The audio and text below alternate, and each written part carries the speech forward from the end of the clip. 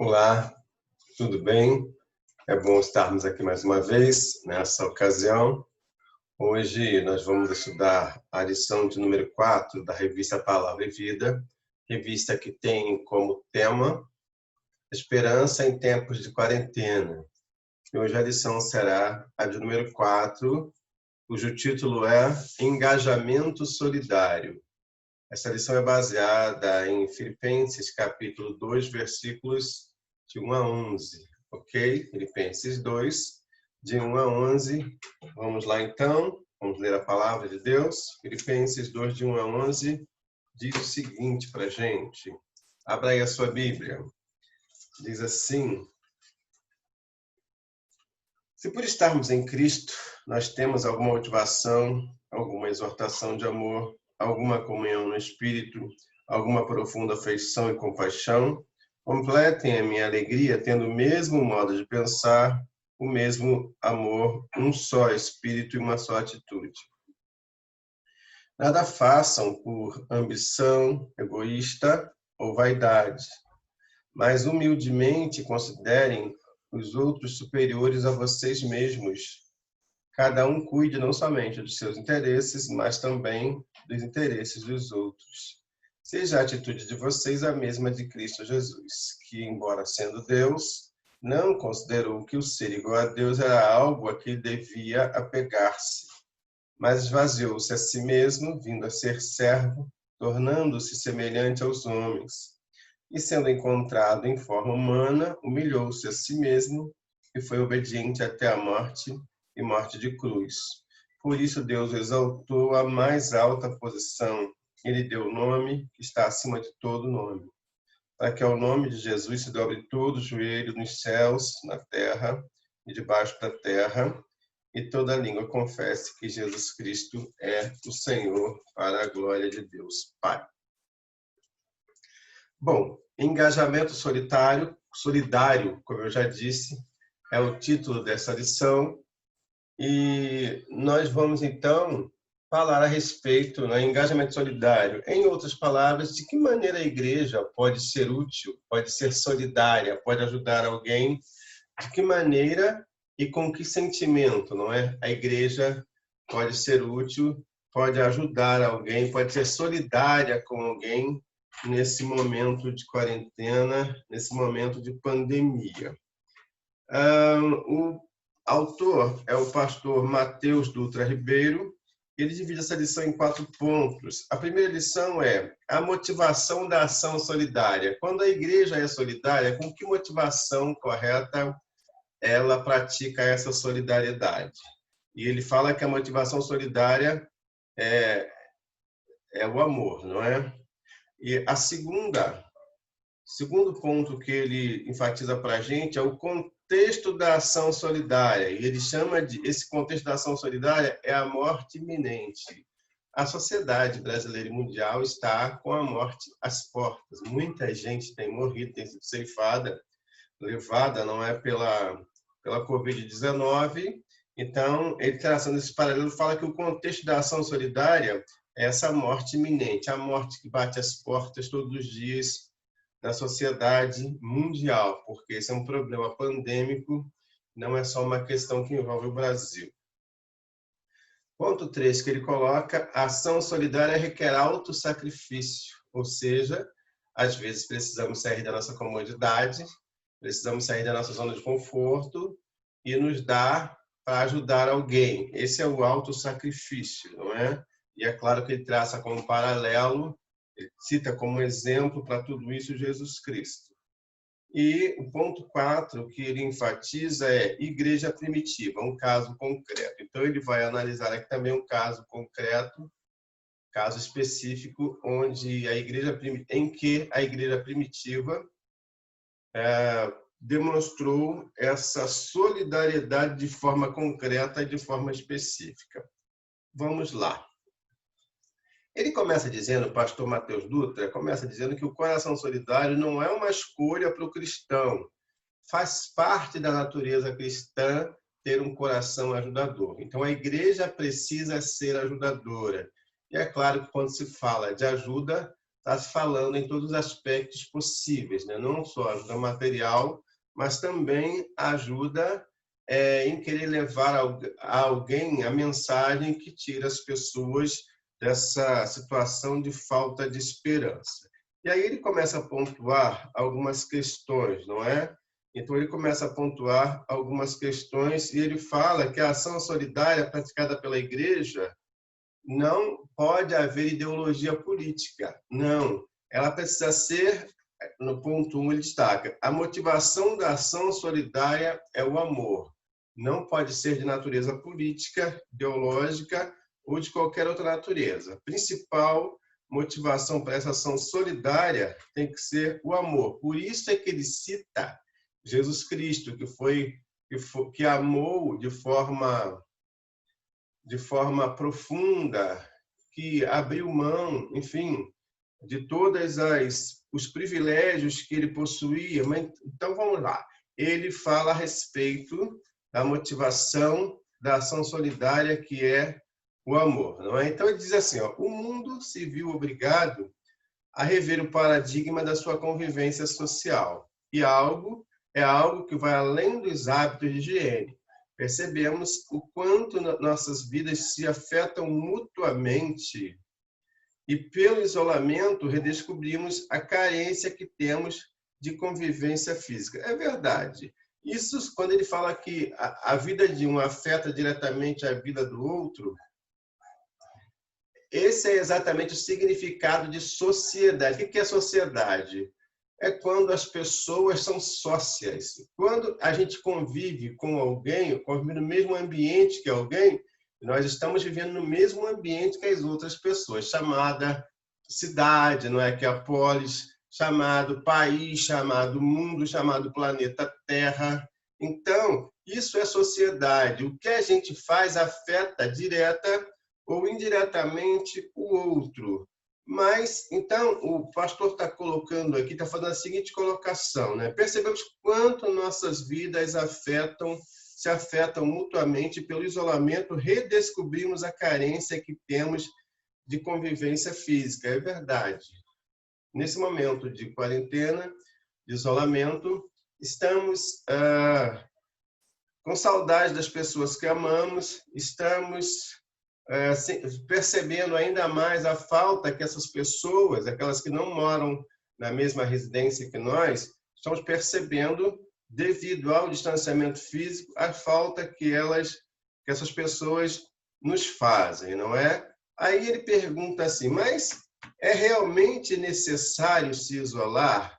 Muita gente tem feito essa pergunta. Eu vou direto ao ponto. Claro que é. Independentemente de qualquer outra coisa, o isolamento, nesse momento, é uma prova de amor. Até porque é dessa forma que as autoridades ensinam para a gente, não é? Que há momentos em que o abraço demonstra o amor que temos por alguém. Há outros momentos em que o afastamento também demonstra esse amor.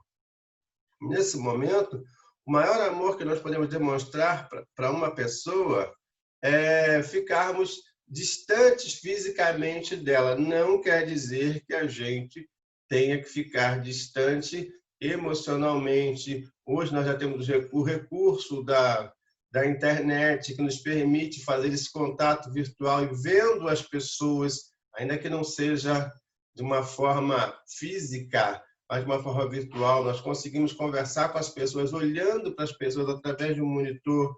Isso, de certa forma, não é tudo, mas já ameniza, já é melhor do que ouvirmos somente a voz, já é melhor do que estarmos completamente ausentes da vida dessas pessoas. Mas então a motivação dessa ação solidária deve ser o amor, não é? E é claro que esse isolamento, ele se faz mais do que necessário, ele é essencial enquanto não se descobre a vacina para debelar esse mal chamado Covid-19, enquanto não se descobre um medicamento para resolver essa questão. Então, o que deve nos mover em direção ao zelo pelo outro não é a política pública adotada, é sim o amor que decidimos oferecer. Lógico que tendo líderes coerentes que orientam claramente a população, isso favorece os cidadãos.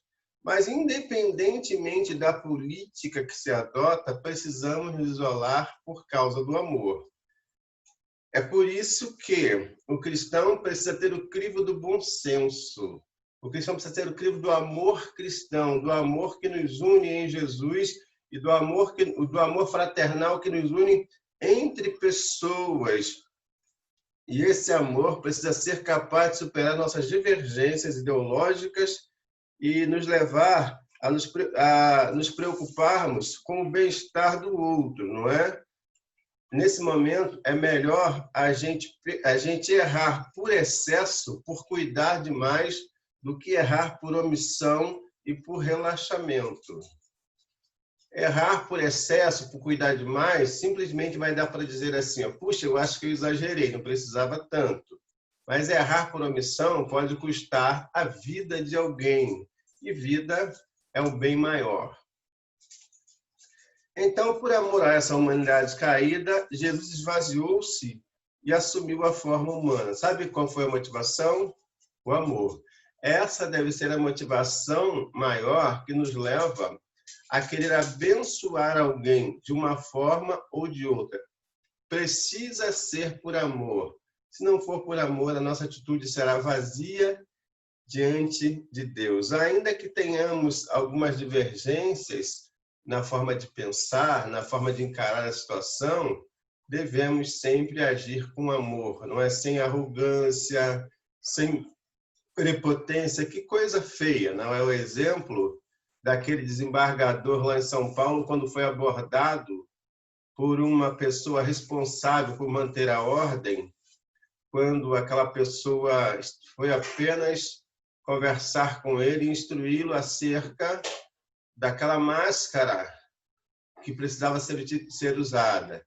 E o moço, então, chamou o desembargador, então, de maneira arrogante, prepotente, chamou o rapaz de analfabeto, disse que ia ligar para uma suposta autoridade e, de fato, ligou.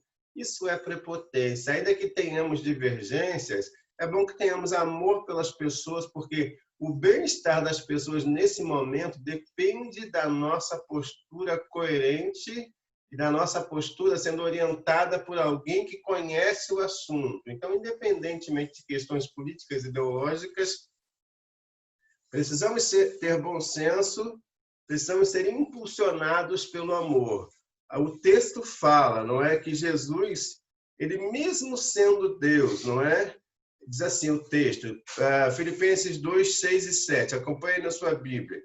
Existindo em forma de Deus, não considerou o fato de ser igual a Deus algo a que devesse se apegar, mas, pelo contrário, esvaziou-se a si mesmo, assumindo a forma de servo e fazendo-se semelhante aos homens, ato extraordinário, amor inigualável, mas desejável, não é? Então, esse amor nos faz desapegar do lugar de conforto para servirmos da maneira que for necessária ao bem que desejamos ao outro. Esse é o genuíno amor, é o amor de Cristo.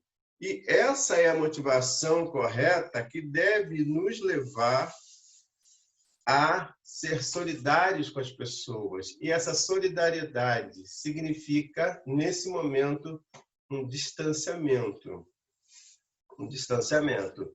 Essa deve ser a nossa consciência, porque é assim que as autoridades no assunto, aquelas que de fato são sensatas, é dessa forma que ela nos orienta.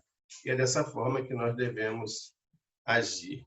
E aí o ponto 2, como eu falei para vocês, como eu já anunciei para vocês, o ponto 2 destacado aqui pelo autor da lição é o contexto da ação solidária, a morte iminente. E aí ele destaca da seguinte forma: estamos diante da proliferação, não é, da propagação de um vírus em alta escala, em escala mundial, de um vírus muito ofensivo, muito agressivo, melhor dizendo, para o qual não temos uma vacina eficiente. essa ausência de resposta eficiente para impedir a propagação é a causa de toda a dificuldade que vivemos. Se houvesse uma vacina própria, poder-se-ia imunizar a população e encerrar todo o ciclo de cerceamento de liberdade. É verdade. Por que é que está se pedindo esse afastamento social, esse distanciamento social? Claro, porque ainda não há uma vacina para aniquilar esse vírus. Em outros momentos, outras enfermidades já foram gravíssimas, não é? Na época de Jesus mesmo, eu já falei isso aqui em outras vezes, na época de Jesus mesmo, existia a lepra, quando a medicina ainda não havia descoberto a cura para ela, não havia descoberto a melhor forma de lidar com ela, com a lepra, então o recurso era o afastamento.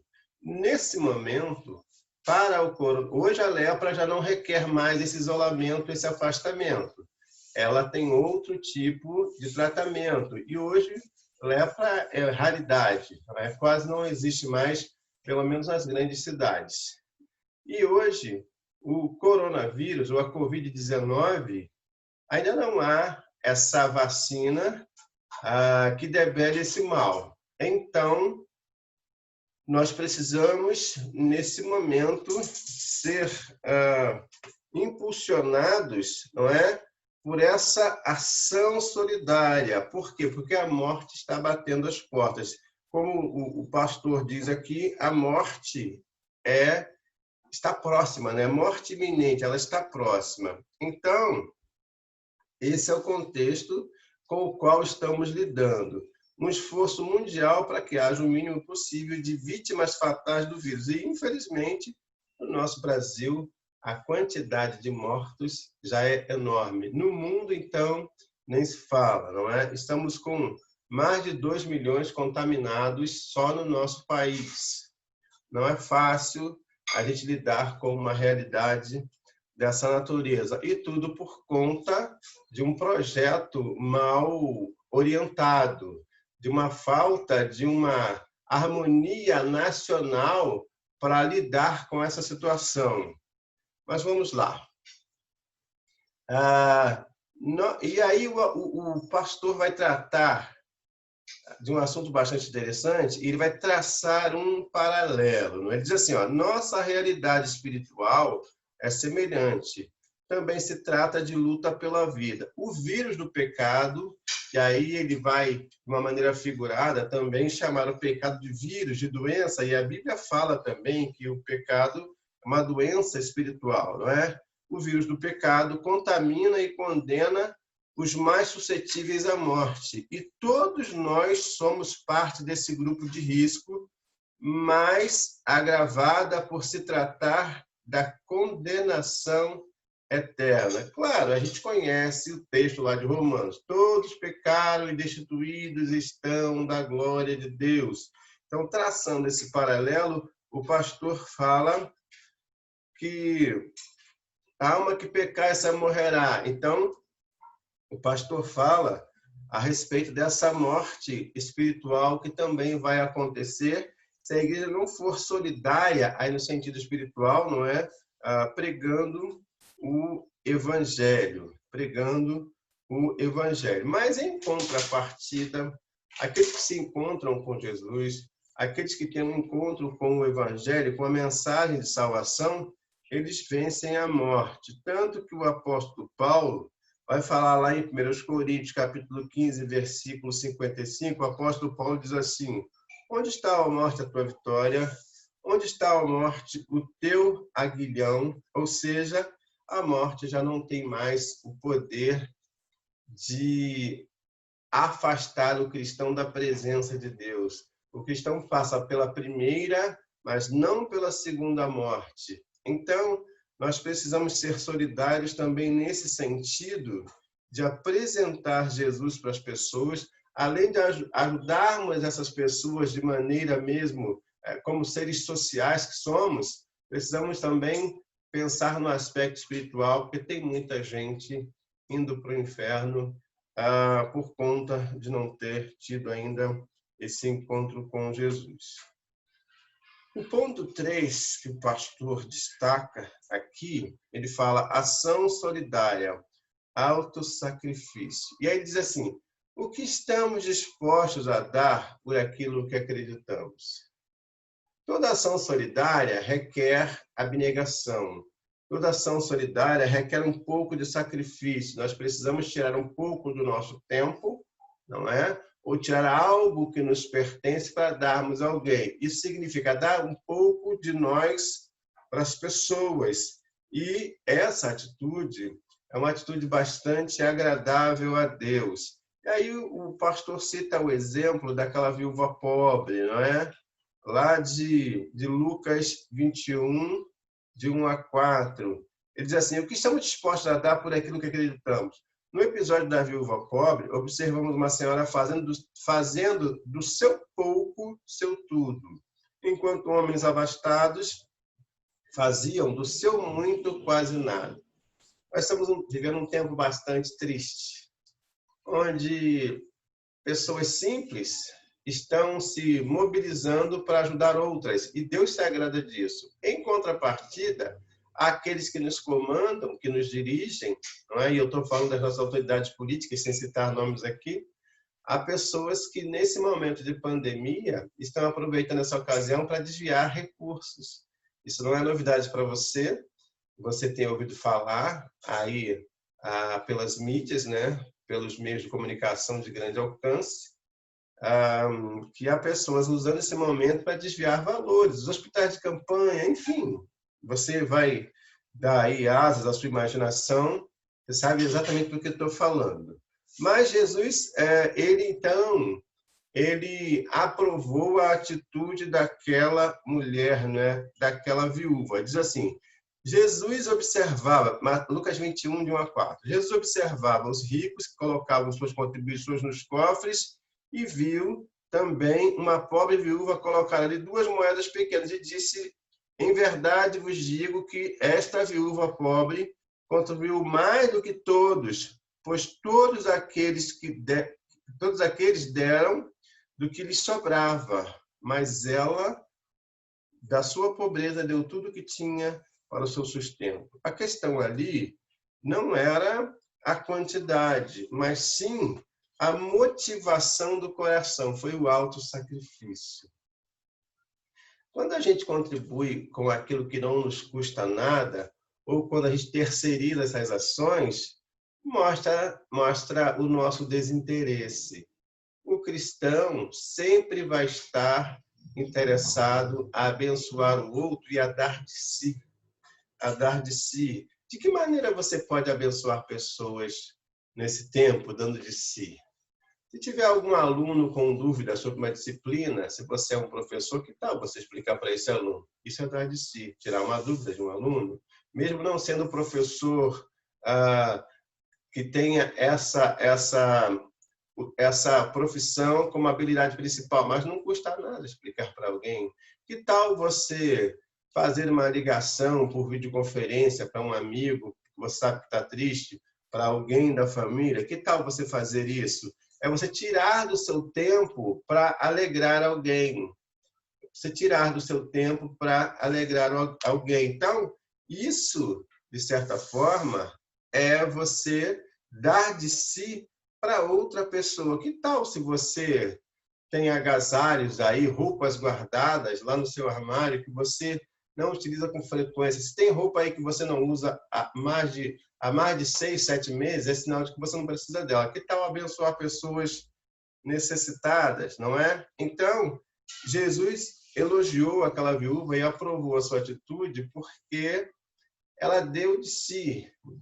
A qualidade da oferta que ela entregou foi superior a todas as outras, porque, na verdade, é a intenção que agrada a Deus. E ela foi fiel naquilo que ela se propôs a fazer. Deus olha a fidelidade. E fidelidade não passa por quantidade nem por qualidade. Fidelidade passa por expressão de culto.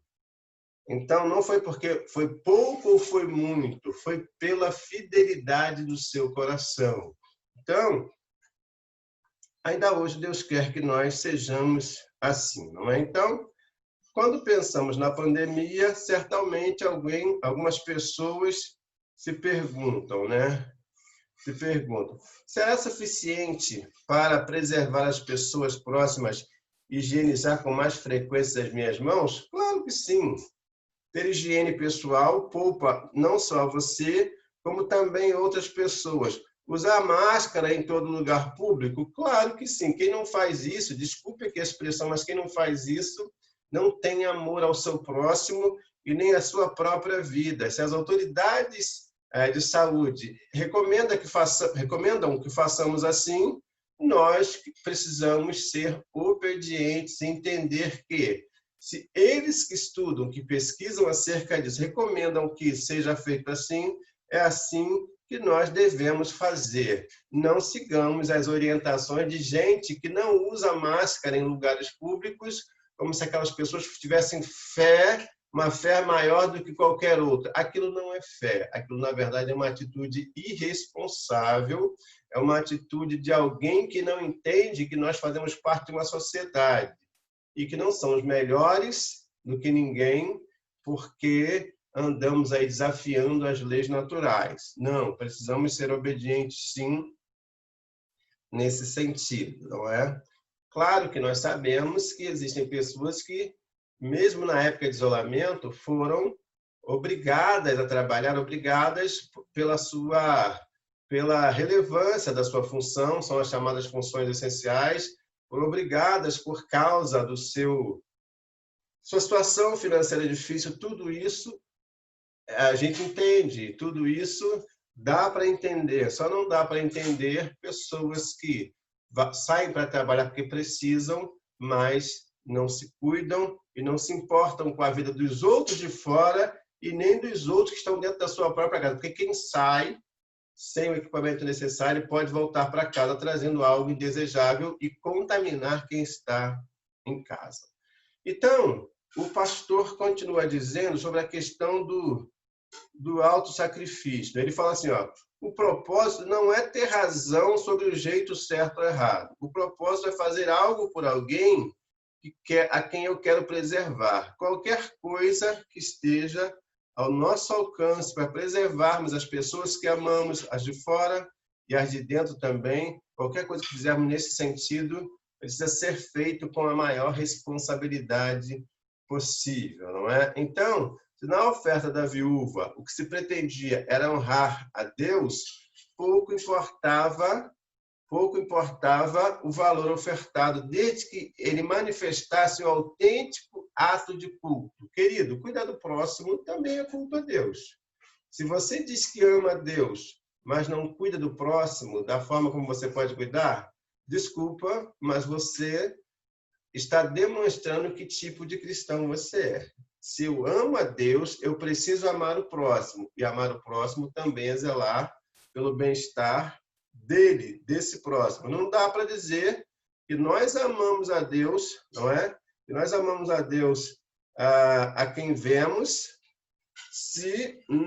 a quem não vemos, desculpa, se não amamos o próximo a quem nós vemos. Então, a Bíblia fala que se eu disser que amo a Deus, mas não demonstrar essa atitude de amor para com o próximo, eu não passo de um mentiroso. E isso não sou eu que estou falando, é a Bíblia que afirma dessa maneira.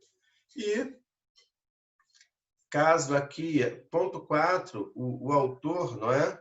Ele destaca, igreja primitiva, um caso concreto. E aí ele vai citar um caso concreto de amor solidário, de solidariedade, não é? Então, ele diz assim, ó, estamos descobrindo muito de nós mesmos nessa pandemia. O quanto gostamos de ficar ou de sair de casa, o quanto precisamos de contato físico, o quanto nos faz falta a liberdade. E aí ele diz assim, a igreja em sua gênese, ou seja, lá na sua formação, no seu primeiro momento de existência, demonstrou essa solidariedade, engajando-se na preservação do bem-estar e da justiça logo na sua primeira expressão coletiva. Ele vai citar lá o exemplo de Atos 2, de 44 a 46, abre lá a sua Bíblia, quando ele diz assim, Atos 2, de 44 a 46, todos os que criam, todos os que acreditavam, né, estavam unidos e tinham tudo em comum. Vendiam suas propriedades e bens e as repartiam com todos, segundo a necessidade de cada um. E perseverando de comum acordo, todos os dias no templo e partindo o pão em casa, comiam com alegria e simplicidade de coração. Atos 2, de 44 a 46. Eu quero destacar essa parte que ele diz assim: todos os que criam estavam unidos e tinham tudo em comum. Ter algo em comum, naquele momento, era a solidariedade do doar. Quem conhece esse texto sabe que as pessoas venderam o que tinham e doaram para os irmãos que não tinham. Era uma sociedade cujo tipo de funcionamento ali era tribalista, não é? Era aquela sociedade onde todos vendiam e davam para os necessitados.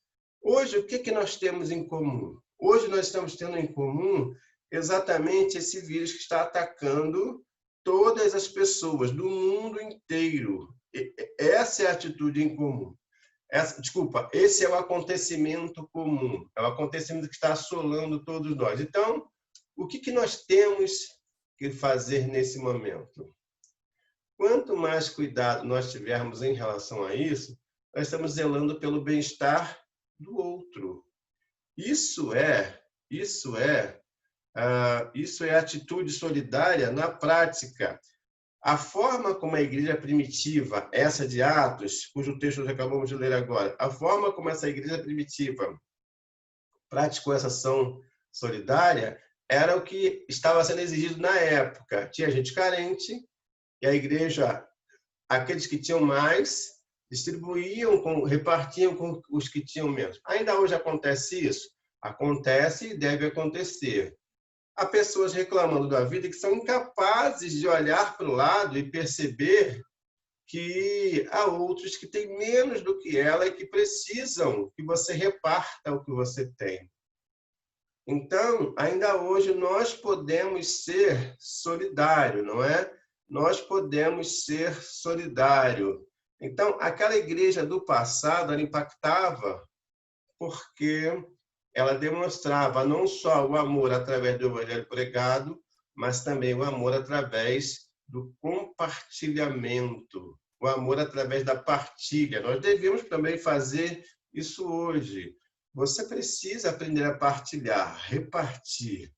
Então, aquela igreja fazia isso com muita competência e com muito amor a Deus, motivado pelo sentimento correto, que era o amor a Deus e o amor ao próximo. Não é? Então, esse comportamento da igreja primitiva não deve ser estanque, não foi estanque.